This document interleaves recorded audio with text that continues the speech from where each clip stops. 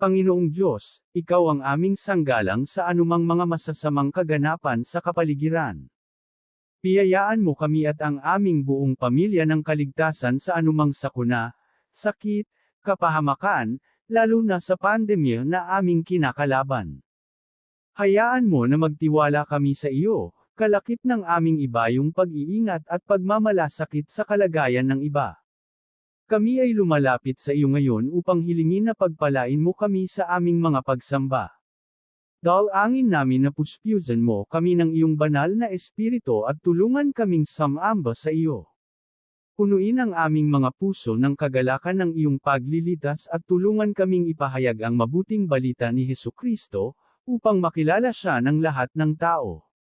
Patuloy mo po sanang basbasan ang aming pamilya, patatagin mo po kami sa pananalig sa iyo, lalo na sa panahon ng kahinaan at pagsubok. Lingapin mo po sana ang mga pamilya na ngayon ay nagdaranas ng matinding kahirapan at pagdurusa, nawawalan ng pag-asa at nagkakahiwalay dahil sa hindi pagkakaunawaan. Hinihiling namin ito sa pamamagitan ni Hesukristo, sa patnubay ng Espiritu Santo magpasawalang hanggan. Amen.